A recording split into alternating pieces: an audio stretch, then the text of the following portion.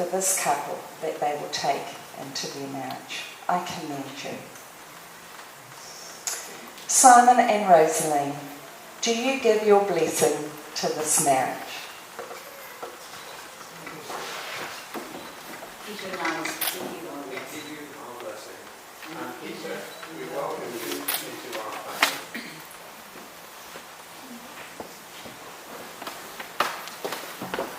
Paul and Elise, do you give your blessing to this marriage? Peter and Alice, we give you our blessing. And Alice, we welcome you into our family. Now I'm going to speak to you, the congregation. In our discussions, both Peter and Alice also mentioned friends and the connections that they have with those who have helped them on their way. You were invited here today because you represent someone important in the individual and collective lives of Peter and Alice. And it's only right that we also should show our commitment to them by making our own declarations of support and commitment.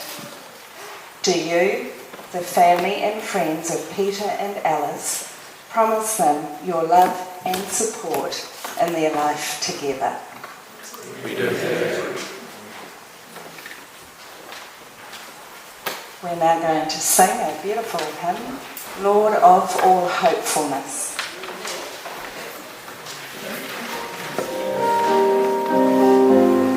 You may stand.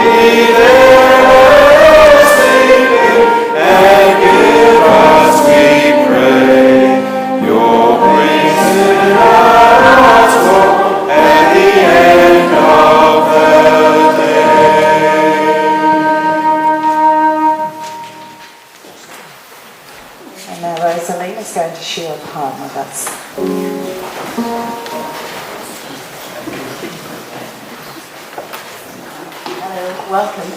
It's lovely to see so many lovely faces and friends that have come from far away. I'm going to read a poem on marriage. It was written by Khalil Gibran over 100 years ago. Then Anitra spoke again and said, "And what of marriage, master?" And he answered, saying, "You were born together, and together you shall be forevermore. You shall be together when the white wings of death scatter your days. Aye, you shall be together even in the silent memory of God. But let there be space in your togetherness, and let the winds of the heavens dance between you. Love one another, but make not a bond of love. Let it rather be a moving sea between the shores of your souls. Fill each other's cup with drink, but drink not from one cup. Give one another of your bread, but eat not from the same loaf. Sing and dance together and be joyous, but let each one of you be alone, even as the strings of the lute are alone, though they quiver with the same music. Give your hearts, but not into each other's keeping, for only the hand of life can contain your hearts. For the pillars of the temple stand apart, and the oak and the cypress grow not in each other's shade.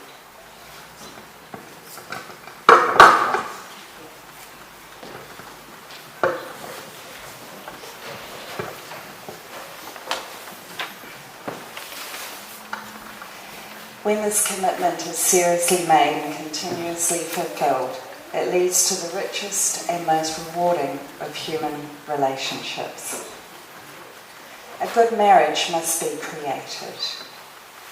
In marriage, the little things are the big things. It is being never too old to hold hands. It is remembering to say, I love you, at least once a day. It is never going to sleep angry. It is standing together and facing the world. It is speaking words of appreciation and demonstrating gratitude in thoughtful ways. It is having the capacity to forgive and forget. It is giving each other an atmosphere in which each can grow.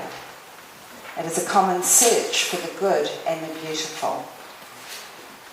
It is not only about marrying the right person, it is being the right partner. Your relationship will take more than love. It will take trust to know in your hearts that you want only the best for each other. Dedication to stay open to one another, to learn and grow even when it is difficult to do so. Commitment to hold true to the journey you have pledged to today. Faith to go forward together with God without knowing what the future may hold.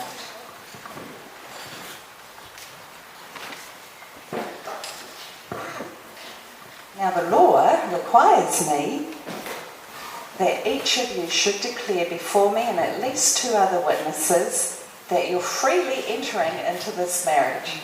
Don't think there's a doubt there. And that you take the other person to be your legal wife and husband.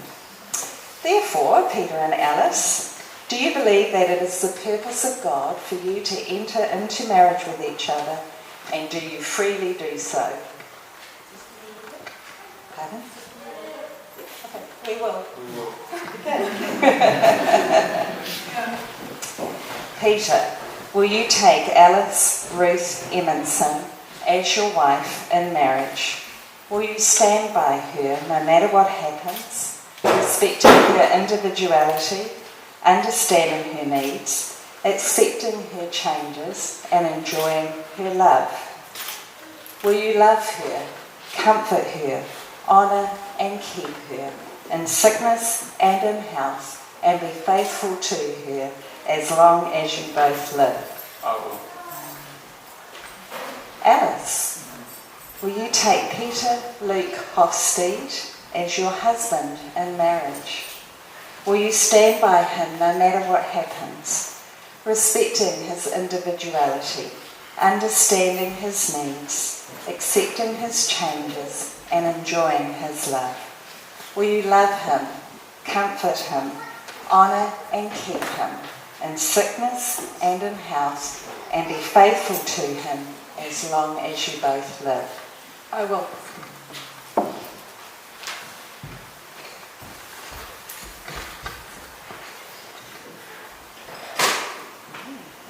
I ask everyone here.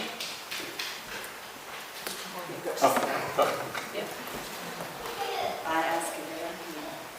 I had congregation here To witness that to witness I, Peter that Alex Ruth Emerson, Peter Luke Hofstede, receive Alice Ruth Emerson Alex Ruth Emerson to be my wife. to be my wife.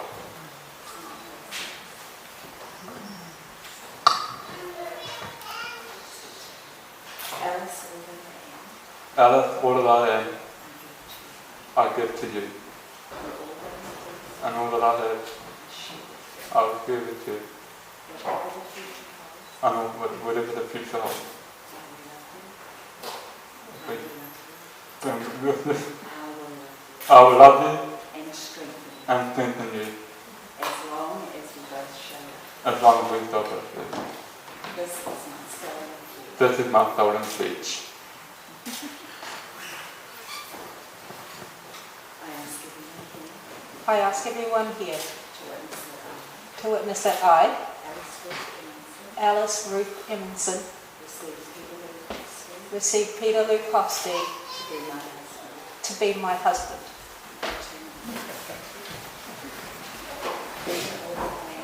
Peter, all that I am, I give to you. I give to you, And all that I have, and all that I have, I share with you. whatever the future holds.